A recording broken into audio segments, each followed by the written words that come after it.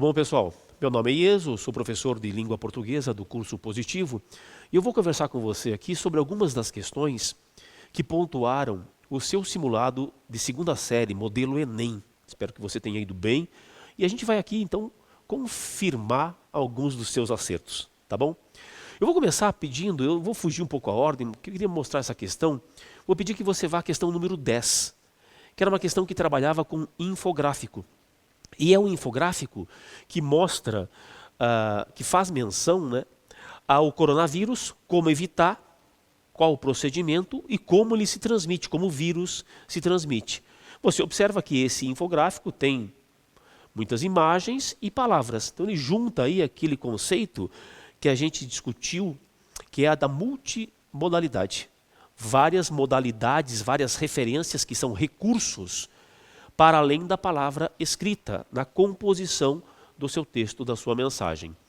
A questão era, o infográfico é uma das mais eficazes formas de prender a atenção do público e transmitir informações de modo atrativo, ainda que por vezes complexas. Dentre suas características, o exemplar acima, aquele infográfico, mostra ser este um texto que direciona a leitura através do uso de setas. Não seria o caso, fundamentalmente, um texto basear-se nesse caso aqui, o infográfico não faz o uso de seta direcionando o leitor. Tá claro? Você vê aí, não há nada nesse sentido que justifique ser essa a essência do que pede a questão. Traz dados estatísticos através de dados, de números. Não, né? Você não tem os números, os dados estatísticos, embora seja bastante comum que os gráficos façam isso, você sabe. Mostra o passo a passo de um processo. Sem dúvida, essa é a correta. Afinal de contas, logo no início ali, ó, você tem, chegou do trabalho, chegou em casa, lava a mão. Como fazer isso? Usa água e sabão, lava entre os dedos, lava as unhas, lava do pulso ao cotovelo. E depois informações de como isto pode ser contraído, como o vírus pode ser contraído. O passo a passo está aqui muito claramente marcado. Aí sim, você tem algo de relevância atendendo ao enunciado, portanto a resposta era a letra C. Faz uso de recurso visual por meio da linguagem não verbal. É fato que faz uso. Seria melhor até o contrário, né? Faz uso da linguagem não verbal por meio de um recurso visual. Só que não é só isso. Veja, mais do que isso é a conjugação daquilo que é visual com a linguagem verbal. Portanto, nós caímos aqui naquele caso em que parece haver um acerto, mas ele não é preciso para aquilo que a pergunta queria. Esse mostra ser um texto que, sem dúvida, indica o passo a passo. Permite que o leitor reconheça a estrutura interna de objetos e construções. Essa alternativa, francamente, é uma alternativa que não traz nada de informação objetiva e correta para o texto, né? Ela é absurda, como se o interesse fosse saber como é a estrutura interna dos objetos e construções. Beleza? Resposta era a letra C. E aí eu vou pedir que a gente, então, volte o nosso material para algumas das questões que merecem atenção também nestes comentários. Vou começar com a questão 4, que também vai trazer um infográfico no seu primeiro texto. Tá? A questão 4 ela é composta desses textos todos aqui e ela vai tratar das chamadas sequências. O que são sequências? São aqueles trechos que acabam ajudando a orientar o sentido no todo de um conjunto maior. Então, dentro de um texto, dentro de um parágrafo, por exemplo, você tem uma sequência que pode ser uma sequência expositiva, descritiva, uma sequência, um intervalo que pode ser argumentativo, que pode ser injuntivo, no sentido de orientar, de dar instruções a alguém.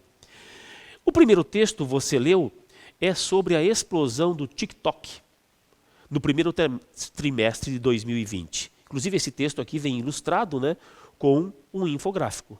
Veja, o segundo texto dá conta de que aumentaram os números de downloads, gastos e engajamento em serviços móveis por conta da pandemia. A pessoa fica em casa, aí ela fica muito mais ligada aos serviços digitais.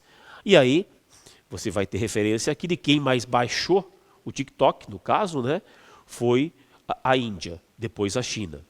Sistema em alta. É um trechinho que dá conta de que o Android responde por 75 75,5% das instalações. Então, quem baixou o TikTok, 75% dos aparelhos estavam com o sistema Android. O iOS responde a 24,5%, mas a receita no iOS é maior. Então, é mais caro lá, rendeu muito mais no iOS do que no Android. E o último texto, bem curto aqui, dizia que em termos de gastos por usuário, a China liderava o ranking. Bom, das informações que você leu com calma, e eu tive de fazer assim um pouco apressado, né? Nós tínhamos, os gêneros jornalísticos são formados pelo agrupamento de sequências tipológicas, aquelas que eu mencionei antes. Nesse viés, observa-se que, em 4, há predomínio da sequência narrativa, pois o autor refuta ou esclarece uma tese. Só aqui, sem olhar o item 4, eu já tenho um erro, né? Refutar ou esclarecer uma tese seria uma sequência argumentativa. Não seria uma sequência narrativa, está fora. Em 2, há predomínio da sequência dialogal. Há algum diálogo dentro dos textos que a gente leu? Não, pois o autor traz o diálogo entre si e seu público. Evidente que equivocada. Em 1, há predomínio da sequência narrativa, pois o autor narra que o TikTok é uma plataforma de vídeos que apresentou no primeiro trimestre números bastante expressivos. Né? Aqui, ó, nós temos toda a informação, todo o contexto mostrando o que aconteceu com o crescimento desse aplicativo, dessa plataforma. A C é a resposta correta, a sequência narrativa mostrando o desempenho impressionante do TikTok. Em 3, há predomínio da sequência injuntiva, pois o autor instrui, orienta, dizendo que o sistema operacional Android não é o primeiro da geração de receita. Ora, isso é uma sequência narrativa. Quando ele informa o que você tem ali naquele trecho, é a sequência narrativa, não injuntiva. Injuntivo é tudo que diz respeito à orientação. Então, quando você tem um tutorial na internet, você tem um texto de natureza injuntiva. Tá bom? Em 2 e 4, há predomínio de sequência descritiva e narrativa. A primeira porque o autor expõe que a pandemia contribuiu para o número de downloads. Narrativa, gastos e engajamento. E a segunda porque o autor esclarece que a China é líder no ranking. Se ela é líder, essa é descritiva. Ele inverteu. Resposta, letra C, portanto. Atenção ao conceito de sequência, tá? As sequências podem variar em natureza e elas são elementos menores que estão compartimentados num segmento maior que é o texto em si. Depois da questão número 4, vamos para a questão 6. E a questão 6 trazia uma notícia. Né? Passarela da Ponte Pedro Ivo Campos será interditada a partir de segunda. A notícia é uma das formas de divulgação de um acontecimento através dos meios jornalísticos. A partir da leitura da notícia acima, constata-se uma de suas principais características. Você deve ter observado no seu simulado que muito da natureza das questões giravam em torno, por exemplo, dos gêneros ligados ao jornalismo. Afinal de contas, você está trabalhando, ou deve estar trabalhando com estes itens. Veja que a abordagem, a avaliação com relação aos diversos gêneros com que nos defrontamos na vida é uma constante na prova do Enem. Então, esta é uma prova, este é um simulado que tem reiterado a sua percepção e tem tentado avaliar a sua percepção sobre características que envolvem textos que fazem parte do universo jornalístico. Ele está dizendo que a notícia é uma das formas de divulgação de um acontecimento através dos meios jornalísticos. A partir da leitura da notícia acima, constata-se uma de suas principais características. Características da notícia aqui. Texto de linguagem subjetiva e por vezes até prolixa. O que é prolixo? O que não é claro, o que é confuso. Se uma notícia tiver uma linguagem subjetiva e for prolixo, ela realmente é uma notícia mal escrita. Não é a marca. A notícia tem a marca da objetividade, da informação direta. Texto que tem como suporte jornais, folders, cartazes. Pode até ser, tá? Pode até ser, mas não é o caso em função desta aqui, tá? A notícia aparece em jornais, mas não aparece em folders cartazes. Pode ser aqui, sem dúvida. Pode ser em revista. Pode ser, por exemplo, num blog, num portal. Folder, cartaz, notícia não. Texto de caráter imediatista, pois trata de fatos recentes, sem dúvida. A marca da notícia, e cada vez tem sido mais reiterado isso, é justamente a sua dinamicidade. Hoje a gente vive um momento, você sabe, em que a notícia fica velha muito rapidamente. Por isso, a toda hora as pessoas estão tentando se atualizar desesperadamente nas redes sociais, na internet. Mas acredite, já houve um tempo em que você tinha, por exemplo, dá um exemplo assim, ó, um jornal chamado Jornal da Tarde, Folha da Tarde. Por quê? Porque esta era uma publicação que saía depois do almoço com notícias que traziam coisas referentes à parte da manhã. Então o Jornal da Tarde era um jornal que já não trazia as referências requentadas da noite anterior.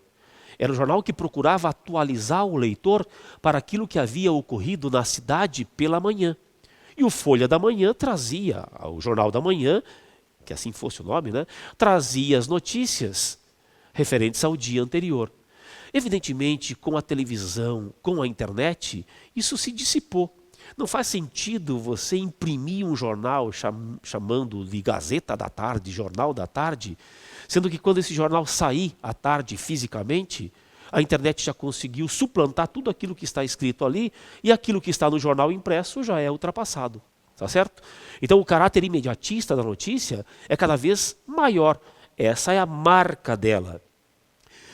Tanto que a gente tem essa expressão, né? A notícia que já ficou velha. Então a notícia sai agora num portal qualquer da internet, daqui 10 minutos o mundo muda, há um fato novo, aquilo que havia sido noticiado há 10 minutos deixa de ser relevante.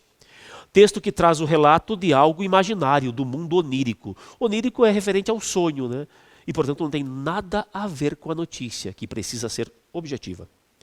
Texto produzido de modo pessoal, ou seja, escrito na primeira pessoa do singular. Notícia, que a notícia não vai trazer isso, não é um artigo de opinião, não é uma crônica. A notícia é, em tese, impessoal, objetiva, porque ela comunica. E aí você pode se lembrar, a notícia é um bom exemplo da função referencial da linguagem. Ela visa fundamentalmente a informar. Resposta, letra C, de Colômbia, de Chile. E aí a gente vai para a questão 7, uma questão com o lindo poema O Homem, as Viagens. Vou pedir a gentileza que você depois leia com calma, porque ler um poema desse na hora da prova sempre é uma experiência. Mas ler por diletantismo, porque você queira por prazer, é uma outra experiência completamente distinta. Leia esse poema do Drummond depois. Drummond, você sabe, poeta modernista lá da segunda fase, morto em 1987, em agosto de 87. Né? O poeta Carlos Drummond faz esse poema que é, na verdade, um toque sobre essa busca incessante do homem, né, por se expandir, por encontrar e dominar as coisas, tendo a maior dificuldade que é se encontrar e dominar a si mesmo. Procura depois O Homem, as Viagens. Bom, este poema é questionado com relação a alguns aspectos gramaticais. Verbo, verbum, significa palavra. Em latim, verbum, palavra. Então, conjugar um verbo é exercer o direito pleno de empregar a palavra. Sendo assim, depreende-se da poesia de Drummond que vê o visto na terceira estrofe, em vê o visto, visto assume papel de verbo auxiliar. Não, né? Isso aqui não é uma locução verbal. Esse visto aqui, embora venha da forma verbal, já está substantivado. Tá? Isto aqui tem o papel de um substantivo, fora. E o ver é o verbo simplesmente, um verbo transitivo direto, inclusive. Vê o visto na terceira estrofe, o verbo ver configura o que já havia sido ticado em outros textos. Não. Né? A ideia de algo que tinha sido ticado em outros textos é muito vaga para que a gente possa sintetizar o texto a partir, sintetizar o uso dos verbos dentro desse texto. Fora. A palavra tever na quarta estrofe surgiu da junção do pronome pessoal T, a abreviação de televisão, TV. Parece uma brincadeira assim, né? TV e ver. Desculpa, TV e T. Mas é justamente ver a partir de TV. O tever aqui tem a ver com o ver pela televisão. Aquilo, porque afinal de contas, cá entre nós, né? O homem viu a chegada do homem à lua pela televisão, não é assim? Então, ver pela TV a conquista do universo por causa do homem. Errada, porque ele imagina que esse T é o T, pronome. A repetição de verbos com o sufixo isar no final da primeira estrofe reforça o caráter inerte do homem ante suas atividades. Olha, é até bom você guardar que esta terminação aqui, isar, ela tem a ver com os verbos chamados do aspecto iterativo. O que significa um aspecto iterativo dos verbos? É aquilo que molda verbos, que caracteriza verbos, que dão a noção de processo em curso, de coisas acontecendo. Isar, icar, paparicar, hilar, pipilar. São indicadores de verbos de ações que se prolongam no tempo, que se repetem. Portanto, não tem nada a ver com a noção de inércia. Resposta correta, bem difícil essa, né? A divisão colonizar, no sexto parágrafo, refere-se à ação colonizadora e universal do homem. Bom, isso é muito visível, né? O homem vai colonizar. Agora, por que ele pensou em fazer desta forma escrita lá no poema? E aí ele vai dar a justificativa. Afinal, temos a forma latina omni, que vem de omni, omnis, que significa tudo, todos. Bom, pode ser muito difícil imaginar isso realmente, se a gente for pensar aqui o poema, mas você vai ver que faz sentido. Restam outros sistemas fora do solar a colonizar. Do solar a colonizar. Bom, esse colonizar na ação, né? Mas o omnis, que está aqui em onizar, dá a noção de tudo. Então, sistemas para além do solar, porque nós vamos colonizar tudo. Mas como é que eu ia perceber isso? Não é tão simples realmente, porque você teria que ter uma noção da etimologia desse one aqui, embora puxando pela memória, você tenha palavras como onisciência, onipresente, né?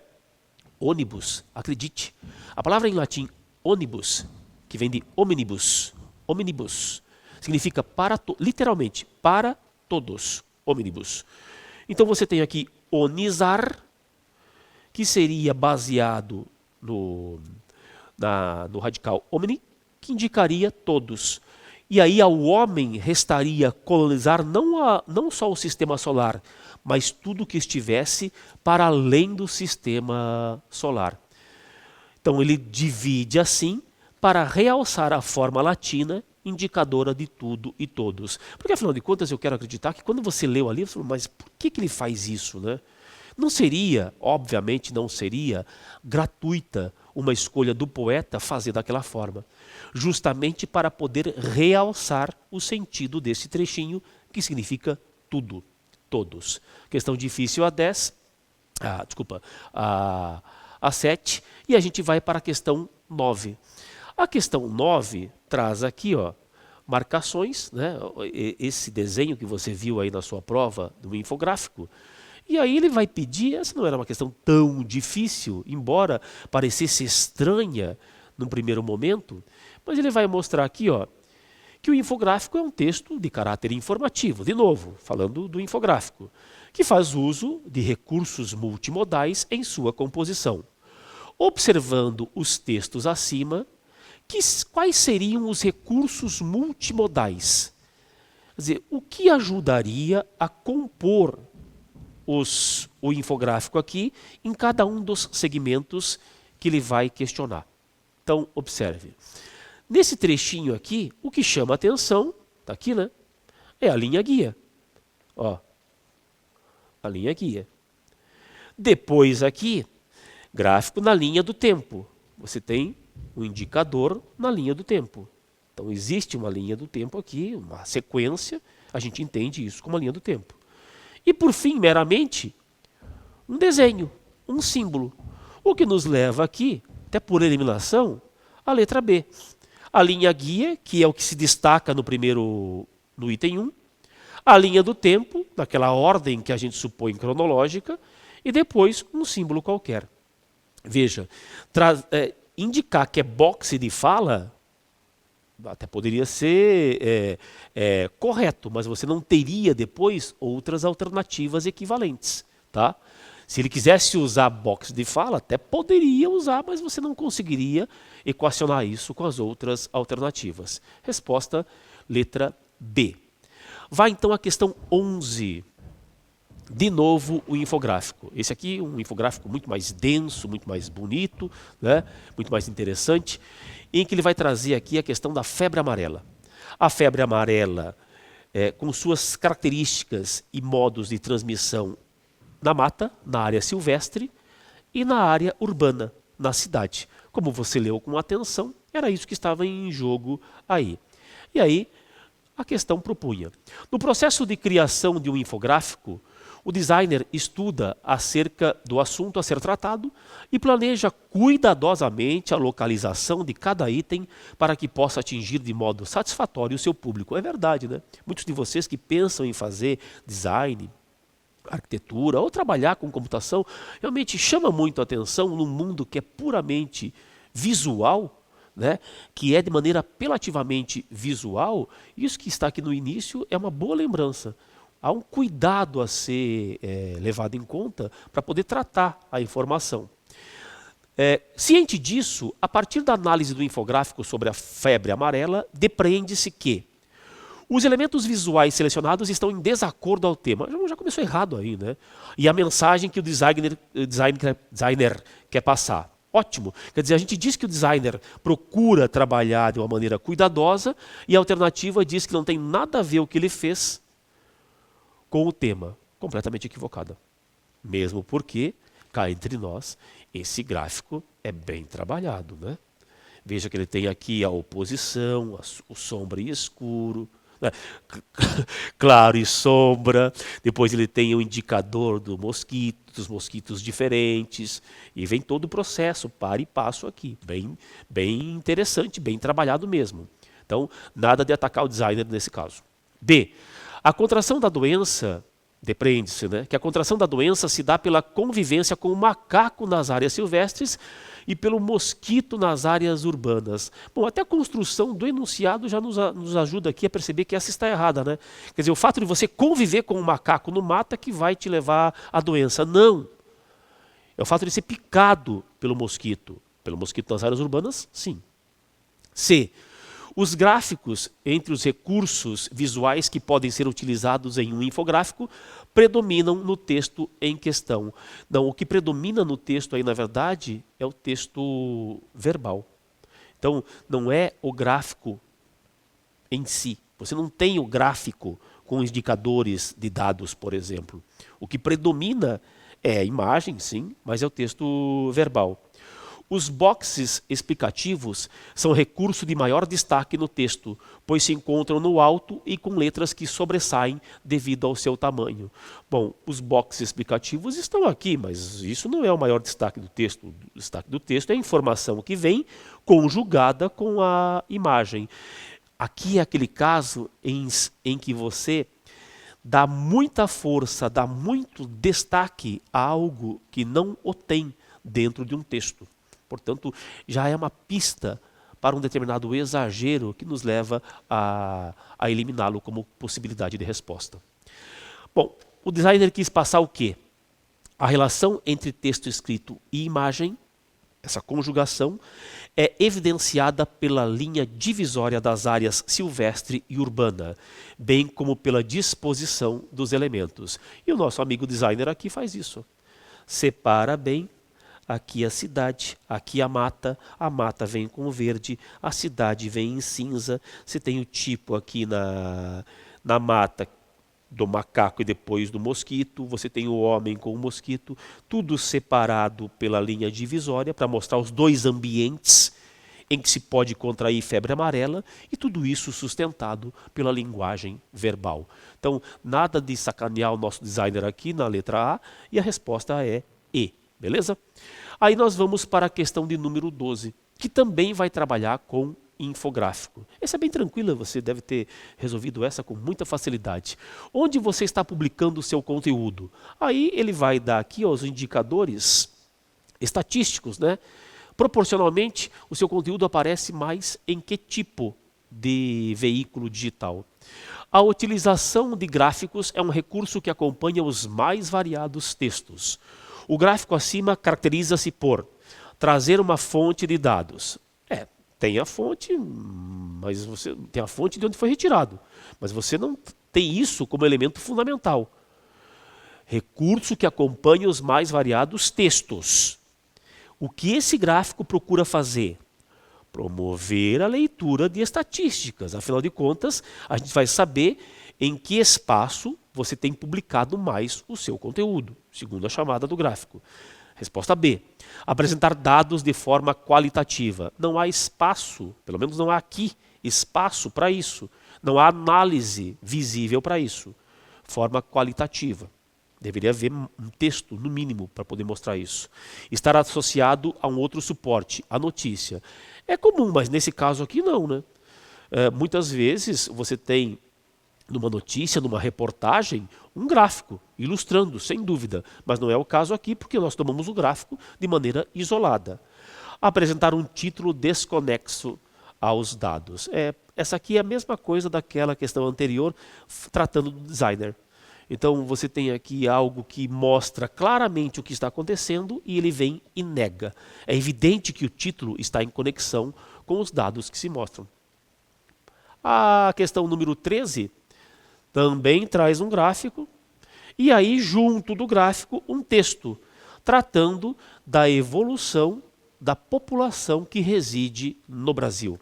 Como você vê, você deve ter percebido, nós temos aí uma reiteração de itens sobre os quais há a discussão, sobre os quais há o questionamento. Então, você tem a questão do gênero jornalístico, depois você tem a questão dos infográficos, e daqui a pouco nós vamos ter a questão gramatical, você vai ver. Tá? Nesse texto, que era acompanhado do gráfico, a pergunta feita é: a partir da leitura e da análise da notícia que traz o censo demográfico de 2010, observa-se que a pesquisa foi realizada em 2011 pelo G1. Não, né? Nós sabemos, foi feita pelo IBGE. O G1 expôs. O G1 veicula o gráfico e a pesquisa. A notícia serviu como dado comprobatório do exposto no gráfico. Quer dizer que a notícia agora é a prova do aumento da população brasileira. Não faz sentido essa alternativa, né? Os dados apresentados são referentes à evolução da população residente no Brasil. Bom, não era um exercício de grande leitura perceber, a partir do que você fazia aqui, né, que estes números se referiam à população absoluta, em milhões, dos brasileiros. Então, em 1900 eram 17 milhões, em 1950 eram 51 milhões e 900, em 2000 eram 170 milhões praticamente. Ora, o que o gráfico mostra é a evolução da população residente no Brasil, como a notícia chamava a atenção no título. O gráfico faz um alerta ao decrescimento da população brasileira. Basta ver o gráfico, você já vai ver que é absurda. Os dados apresentados associam a qualidade das pessoas à medida que o tempo passa. Interessante, né? Você observar que os dados ali pudessem nos mostrar o tipo de gente que a gente tem no Brasil e que cá entre nós conhecemos muito bem. Não. Embora possa se avaliar a qualidade das pessoas, não é o caso naquele dos dados. Completamente equivocada a letra E, porque absurda. Saindo da questão 13, nós vamos para a questão 15, que é o Haiti. É a questão 15 mesmo, essa aqui, só para poder me situar. Ah, sim, questão 15, para finalizar o nosso encontro aqui. Você tem a letra do Caetano Veloso, do Gilberto Gil, o Haiti. Essa é uma letra lá dos anos 90, né? E aí você tem sublinhados alguns trechos para a questão que envolve verbo. Os verbos podem ser regulares, irregulares, derivados. Você viu que o enunciado certamente está um pouco diferente, né? Porque na verdade ele queria saber sobre o verbo. Então, se no seu simulado o enunciado está um pouquinho diferente, tudo bem, as alternativas continuam a mesma, porque o que está em jogo aqui é o trabalho com os verbos. Então, observe. A forma verbal pareça em que pareça fácil e rápido é morfologicamente irregular. O que é um verbo irregular dentre várias classificações que nós temos de verbo? Verbo regular é aquele que mantém uma uniformidade na morfologia em sua conjugação. Então ele não tem grandes mudanças na sua forma de conjugação a partir, por exemplo, da sua base, da sua raiz. Um verbo irregular, por exemplo, é o verbo medir. Eu meço, tu medes, ele mede. Aí, ó, é um verbo irregular. Um verbo que tem irregularidade, por exemplo, é o verbo caber. Eu caibo, tu cabes, ele cabe. Tá claro? O verbo parecer não apresenta esse tipo de transformação. Portanto, ele não é um verbo morfologicamente irregular. O erro está em tratá-lo como irregular. A forma verbal possam estar por um momento voltados para o largo, está no presente do indicativo. Que eu possa, que tu possas, ele possa, que nós possamos, que vós possais, que eles possam. Possam é uma forma do subjuntivo. E o subjuntivo é o modo que trabalha no terreno da possibilidade, da hipótese. Veja, ele está conjecturando, ele está questionando. Não é presente do indicativo, é presente do subjuntivo. A forma verbal vir, na TV, se você vir um deputado em pânico, encontra-se na terceira pessoa do singular, do pretérito do subjuntivo do verbo vir. Olha, esse vir aqui não é esse vir. O verbo vir, que indica movimento, tem uma conjugação. Este vir aqui é o vir no futuro do subjuntivo. É aquilo que pode acontecer lá na frente, temporalmente falando. Quando eu vir você na faculdade, quando tu vires a tua mãe, quando ele vir você lá fora, quando nós virmos você crescer, no futuro. A proposta que está aqui é de um verbo no futuro. Como seria a terceira pessoa do singular do pretérito do subjuntivo? Se eu pegasse o verbo vir no subjuntivo, tá? Se eu, o verbo vir, tá? Olha, se eu viesse para cá, eu me dava bem. Se tu viesses para cá, tu te davas bem.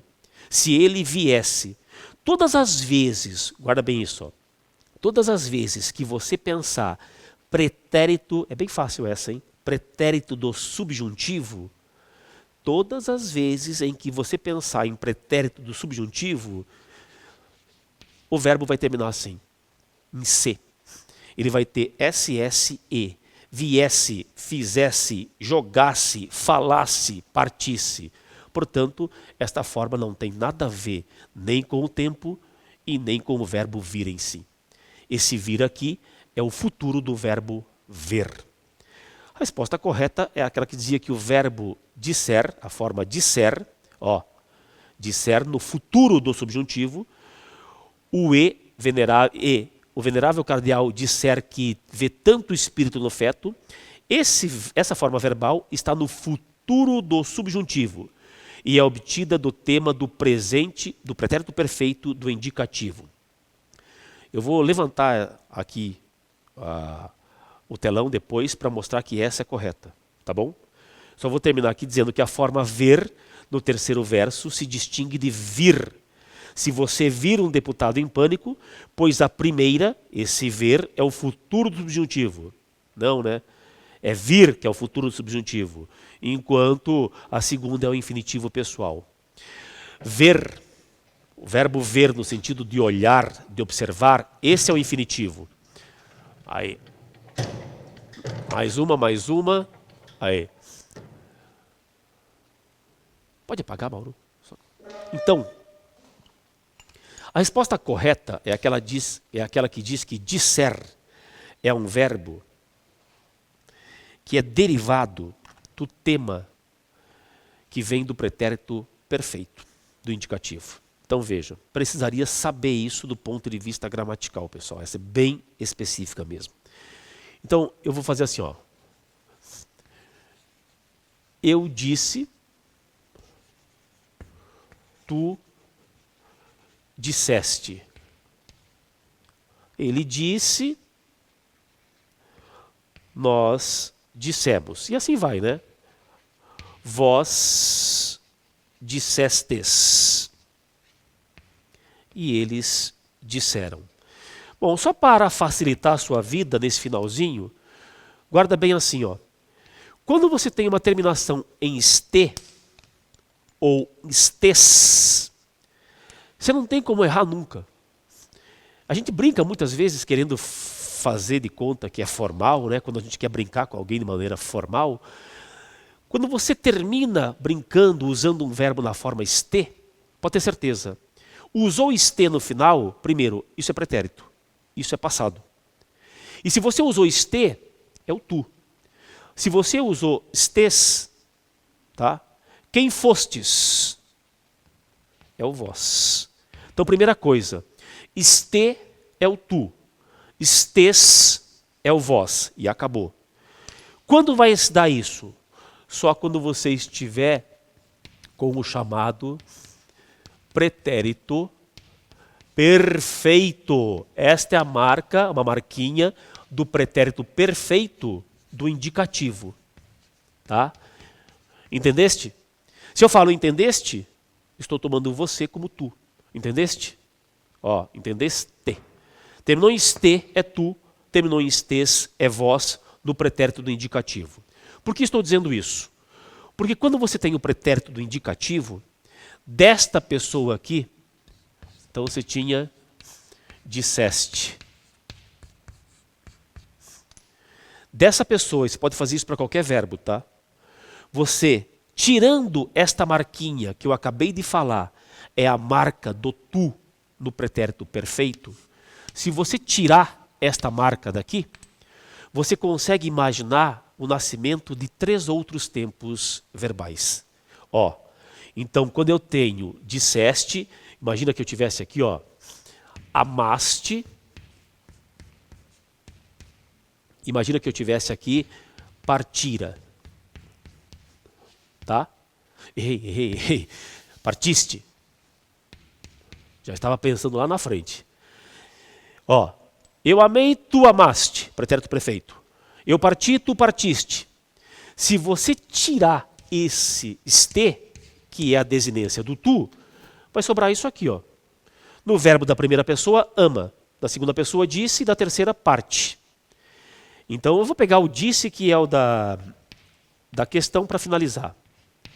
Quando você tem só isso aqui, que é o tema, e tirou a desinência, você cria 3 verbos, se você pensar assim, ó. Dissera,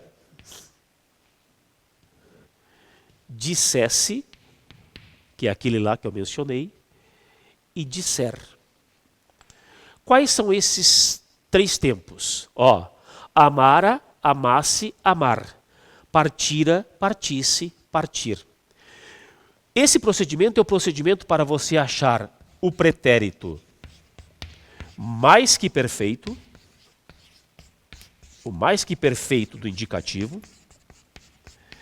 É o procedimento para você encontrar sempre o pretérito imperfeito do subjuntivo, aquilo que poderia ter acontecido, né, se não fosse, o imperfeito do subjuntivo.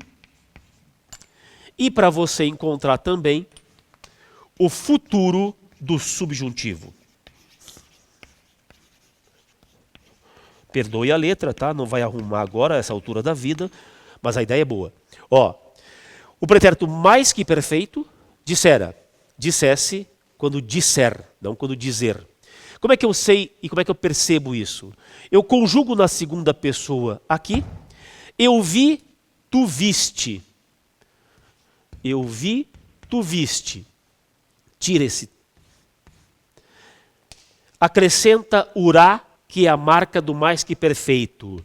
Eu vira você ontem à noite. Não, eu vira você naquele dia, lá atrás. Acrescenta o se. Ah, se eu visse todas as coisas que eu vejo hoje. Esse é pretérito imperfeito. Acrescenta o R, achou o futuro do subjuntivo. Quando eu vir você, eu digo que esta aula está acabando agora. Pessoal, desculpa aqui, né? Agora ficou muito longo, mas enfim, espero que você tenha ido bem no simulado, que você tenha acertado bastante coisa. Se houve dificuldade, converse com o seu professor, procure, né, estudar as questões que ficaram falhando e tomara que você faça outros simulados e vá sempre melhor, tá bom?